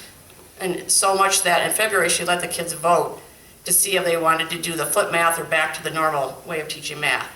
And I know a lot of what I've heard, because my son is not in it, but a lot of this stuff is being, in the 7th and 8th grade, is being taught on the Chromebook, on the internet, on videos, and not by, and I'm still going to call them the teachers. I hope we go back to teachers and students. And I hope we change the names of the schools back too. So those are the 3 main things I want to talk about. And I know some of the project-based learning is good for students. I mean, it'd be nice if some have an option and some don't. I mean, if the kid is not, have a lot of initiative, they're not going to always do so well. You hear about the people that sat around that, were bored, they didn't have things to do. Just a lot of that. So I hope everybody takes that into consideration. And I know, speaking with Kelly Kaufman in the past, she said other schools do this, and someone mentioned tonight, Ann Arbor and Dexter. Well, I know Ann Arbor is a huge district. They don't have every school doing this. They didn't do it all at once. I grew up in Ann Arbor, and I know other schools the same way. So I hope things do get better and that this community pulls together and things, that we don't lose more students and maybe we can get some back. So I hope it works out in the future. Thanks.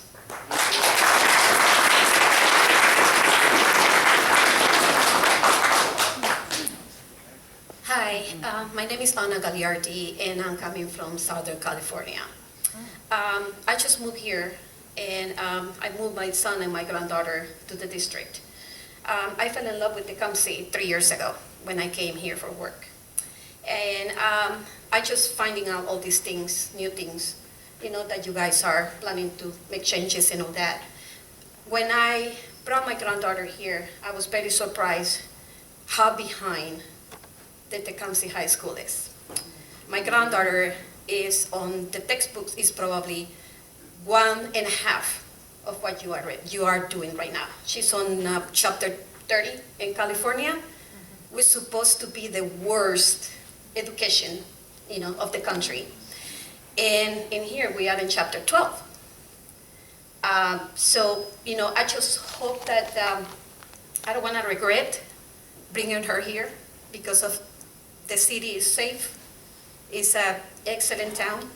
And I just hope that you guys make the right choices so that students can get a better education. And I really, all I can say is I hope I don't have to switch my granddaughter to another school. That's all I can say. Thank you.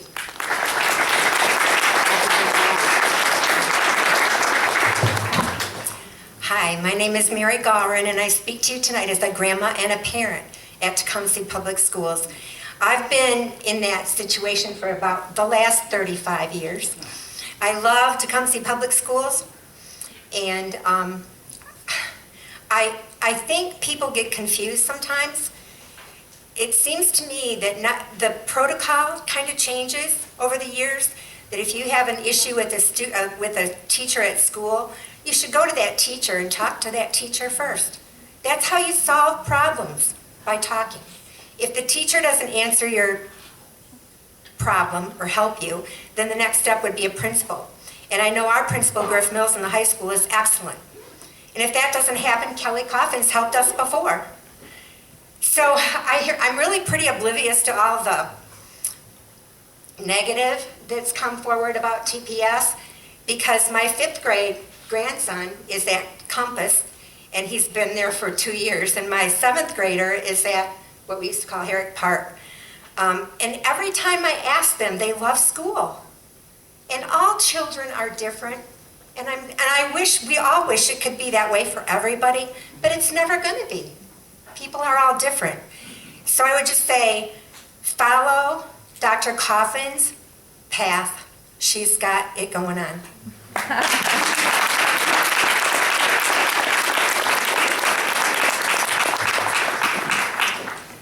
Good evening. My name is Joey Chase, and I'm a 4th grade person who stands in front of your kids and educates them. We're at the point that even if I say a single word to define myself, then it draws a line and only half the room will listen to me. So hopefully now that I have everyone's ears open, you'll hear me. To start, I want to make it clear that these are my thoughts, so I only represent myself, but from my personal conversations with other staff, I think I represent the sentiment of many in the district. If I want tax expertise, I don't go to my favorite bartender. If I want pet safety expertise, I don't go to the local florist. If we want educational expertise, look around. Some of the teachers in this room have been teaching longer than I've been alive. We have hundreds of staff that have been in the trenches of education for years and even decades. We have the spirit and support of the community behind us. That's us. We're working together, and I love that. But what I'm begging you as a staff member, let us be the hands, the feet, and the minds behind the change that we're going to work with you and with the community. I've heard from old and new leadership, oh, the teachers think this and they want that. It's simply not true. I don't know what the majority of us think. No one's asked us recently. You may have talked to a handful of people, but we need to hear from everyone. If I want to know somebody who's ticked off at the changes, I know who to talk to. If I want to hear a bunch of smoke being blown up administrators' butts, I know who to talk to. But what do we, as an educated, experienced, massive, awesome teachers think? I would really like to know. Because if 75% of our staff wants to go in one direction, there's probably credibility in that. If 75% of our staff wants to move in a different direction, there's probably some credibility in that. But at this time, we simply do not know in this weird post-election, tension-ridden limbo. So how do we find out? Survey us. Ask us hard questions and get feedback.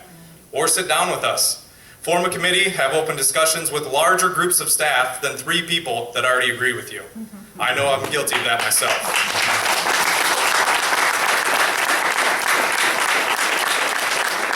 I look forward to shaking your hand and working together in the future. Beers are optional, but highly suggested after school hours. Part of the new board's platform that I received in the mail was allowing teachers to drive education in this district. If massive changes are made tonight or in the future without us side by side, it will be a slap in the face to our expertise, our passions, and our careers. We've lost enough good teachers already.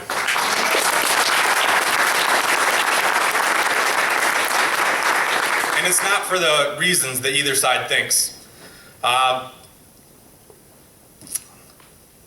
A lot of it is the philosophy that Joe Schmo down the street knows more than I do about education. It's the fact that a ticked-off parent can trump an educator's decision to keep the peace in the district. It's going to church and having to defend yourself that you don't suck as a teacher because it's how some people paint the picture to move forward their agenda. Trust that we, collectively, can make good decisions for learning, and we do, daily, hourly, every second of the day. But here's the scary part. Right now, I'm afraid this partnership won't happen.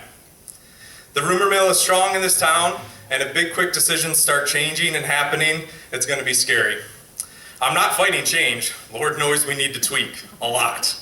I'm very selfishly fighting for change that comes with mass teacher input, that's well thought out, that utilizes compromise, not I'm right, you're wrong, that happens slowly and at appropriate times to not create large shock for our kids again, change that makes sense with a budget that needs to make up for over $1 million, and things that will truly help our kids prosper. Don't disappoint your newly inherited employees and your community. Slow down and let's do this together.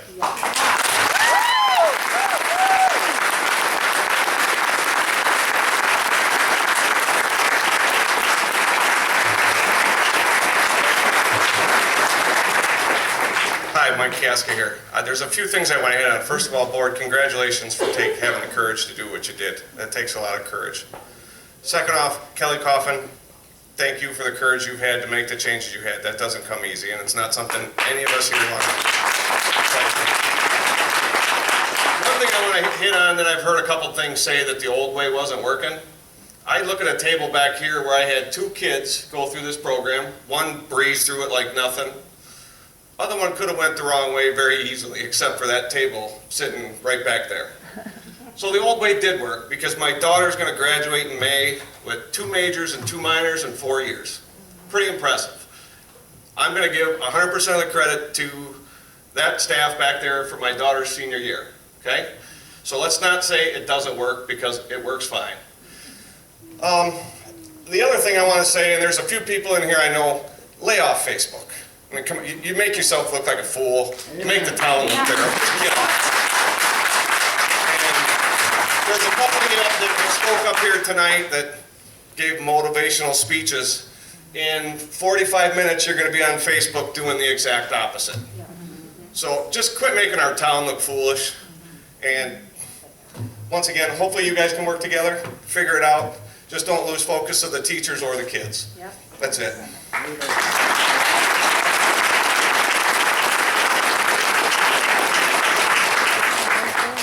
I debated for a long time. I have a little bit of a different spin. I guess the debate was, do I come up here or not?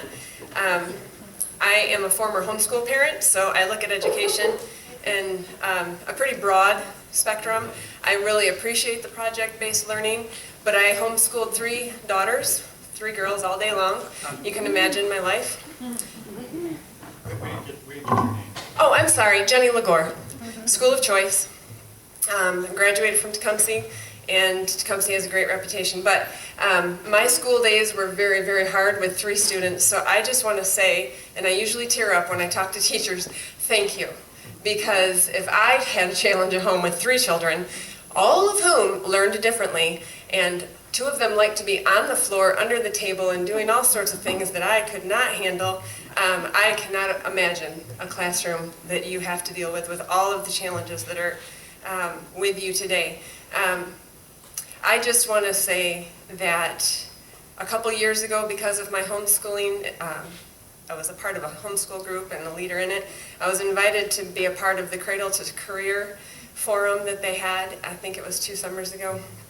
I felt like a fish out of water because there were so many administrators and teachers that were a part of that. But it was a really beautiful experience for me, especially as a homeschool parent who, I don't know how many of you realize this, but a lot of homeschoolers will have a negative opinion of public school. And boy, has this district and others, I had a daughter that went to Adrian for a couple of years, I don't care what district you're in, teachers and administrators love their students. And I can't appreciate you enough. So thank you. I don't believe anyone, any teacher or any administrator has any ill toward the future of our students. So I really rally with everybody that has said, let's work together. Please don't go strong on trying to change everything that has been changed. Let's just tweak it, like others have said. There's good in the process. There are good things. Every student doesn't learn alike. So it's hard to meet all of their needs, but we really need to go forward trying to meet kids where they are and allow them to learn as they need to learn. I'm now raising my nephew as my son, and he has a lot of challenges. And this district is meeting him where he's at. And it's not easy. So let's please give honor where honor's due and respect our educators and respect our administrators and work together as a community. I think that's the biggest and most important thing for forward progress for everybody. It's not perfect, but it can work.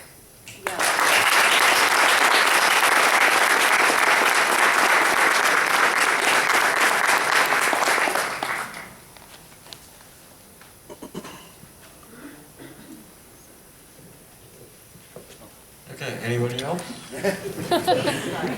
Fake this out. Wait. My name's Lisa Michelin, and where is the fourth grade teacher that just stood up here?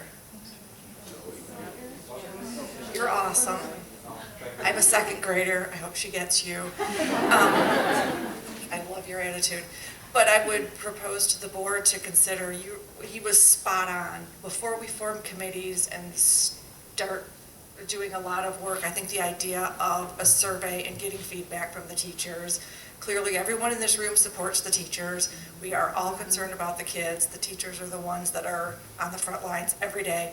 There's a lot to be said for his suggestion that the survey and get information from the teachers before we form committees of administrators and parents. The teachers are the ones on the front lines, and they need to be heard.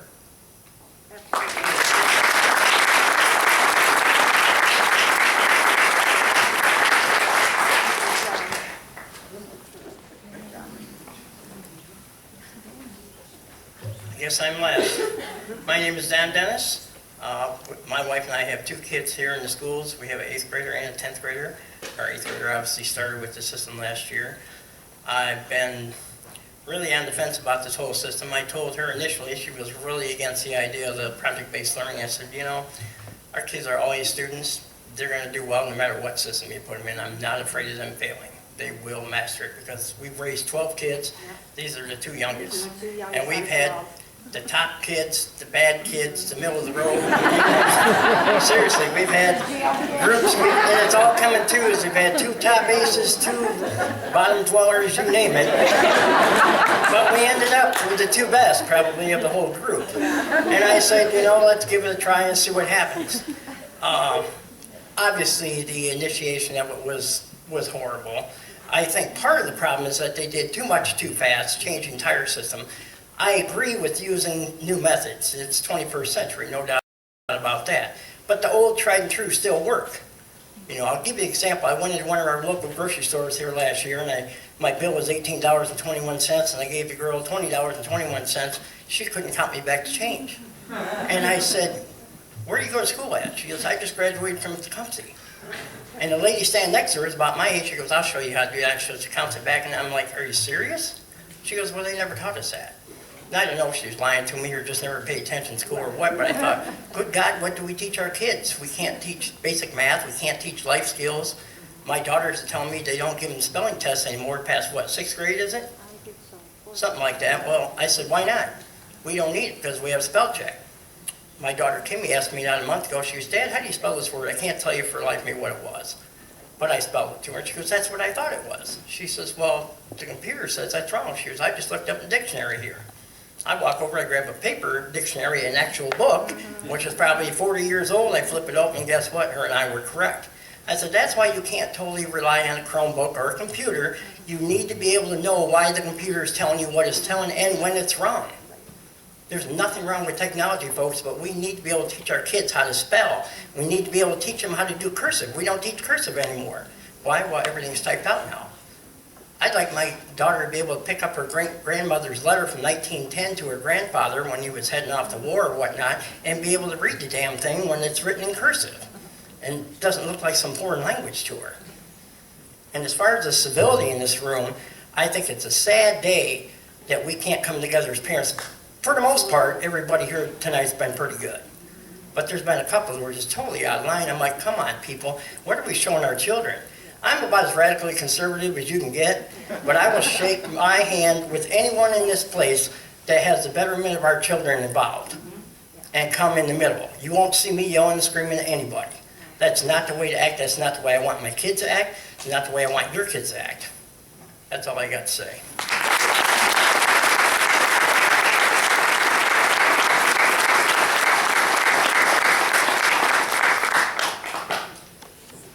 Okay, we got nobody else, so let's get this thing out of here. Can I get a motion to adjourn? Support. Well, oh, sorry, wait, hang on. We got a board comments. Any discussion, board comments?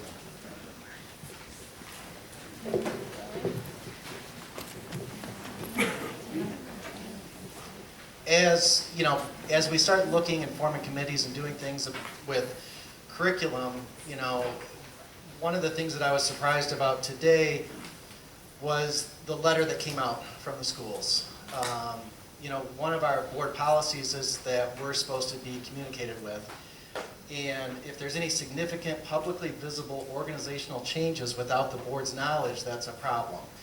When I received this email today, I was shocked. So I just want to make sure going forward that we're going to be advised of any changes like this. And I was curious to know when this information was put together and this decision was made. This was discussed at the beginning of the school year with the previous board. What email are you talking about? What is it? I can't read it from here. It's an email regarding a choice, that ninth graders have a choice of whether they want to go one route, more traditional or not. And the students were surveyed, and then after they were surveyed, that went out. But we never got it. He got it because he's a parent. I got it because I'm a parent. Right.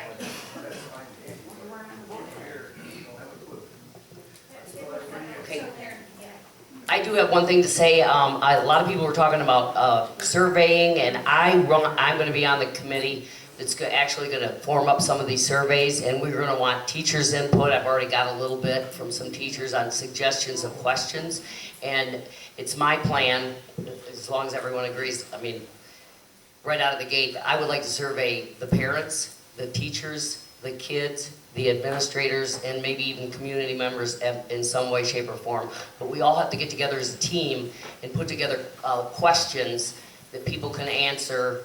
And I've already been told that the teachers, I know there's a lot of teachers that didn't stand up, that aren't against it, and there's reasons why they don't, which concerns me. So I want to get the voice of all teachers, and I think they will only do it, all surveys are going to be pencil and paper.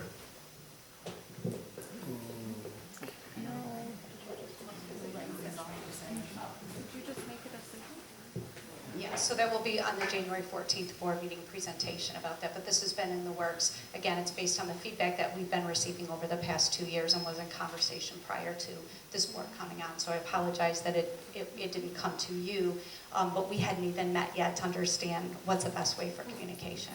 So you will have a presentation. Again, we'll look at the agenda on this that we've been talking about. Okay, so moving forward, any changes in the curriculum or anything like that, survey? Well, I'm assuming that would go through the committees. That's what I'm assuming. Again, I don't know yet, but that's been the process that we've in the past pulled together ad hoc, but it looks like you have 7 different defined committees, so You may already have, so there may be some crossover. yes, it would go through all of that. So it's just, it was just lost in the transition. Okay.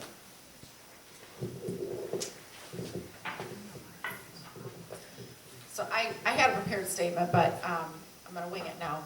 So I just want to, I'm sorry. Oh, sorry. Again, we are going to work on this. There's been a lot of, again, the internet has been an enemy for many of us. There's been a lot of misinformation. There's been a lot of misunderstandings. One thing I wanted to make sure was absolutely clear, and all of you know, we were running as a board, or I should say we were running as a group for the campaign for several months together. So some of the things that you have interpreted as being something that was already previously done as a board were things that were done during the campaign. things that were discussed before we were sworn in. Most of it before we were even elected. It was what we would do if we were elected. So in the coming weeks, I just want to make sure that that's clear, that since we have been sworn in, none of us have been in a quorum or in that type of a situation. I know that has been a concern that I've seen around. The other thing I wanted to touch on, again, the committees. I think that's going to be a huge help for us, that we can get everybody's input. One of the things that we campaigned on was the surveys, as Suzanne mentioned. That is huge. We want everybody's input. We want all of our teachers' input. We want all of our parents' input. And I'm not saying district parents, I'm saying all of our parents' input. And we need to know what is going to work. Now clearly, this coming up today, where they're offering our freshmen a choice of a traditional or a, was it the mass customized learning? Was that their other option? The structure. The structure. Okay, so that coming out today, I mean, we'll see where that goes. But it, to me, it's a step in the right direction. As many of you know, if you read our page, if you read our campaign material, our whole thing was not to throw the baby out with the bathwater. It was to find a way that worked for everyone. I understand what you're saying about the voters, but you also have to understand, 4 of us sitting up here are parents that did do this. I did tour the schools. I did attend meetings. I did try to do the right things. And this is where we are today. And I'm going to make it work for my child and your child. Thank you.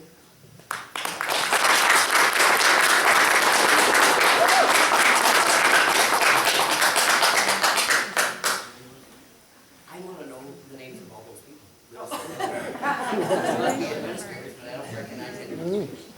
Dr. Crawford, do you want to introduce the administrators?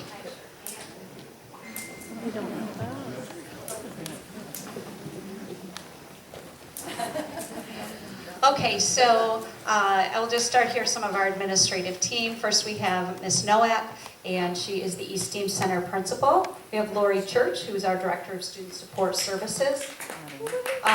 We have Joanna Keebler, who's our Director of Human Resources. We have Stacy Bailey, who is our Director of Learning. Our Athletic Director, Mr. John Sajak. Brand spanking new to us is Mr. Tim Brown, who's our Facilities Director. I'll just keep going there, Josh, if you want to raise your hand. That's Josh McDowell. He's our principal at North. And then next to him is Ms. Tricia Howard, and she's one of our principals at Compass. We have Mrs. Megan Way. She is our South Early Learning Center principal. Mr. Lewandowski, he's been here a little bit, so he's also at Compass with Tricia. Our 9th and 10th grade principal, Mr. Jacob Anastasov. Next to him is our high school principal, Griff Mills, and then Deidre Gamble, who is our 7th grade STEAM Center principal.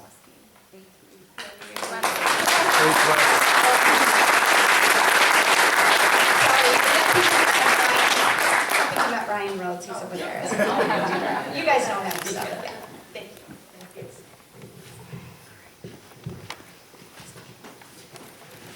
All right, it's been a long night, so can I get a motion to adjourn?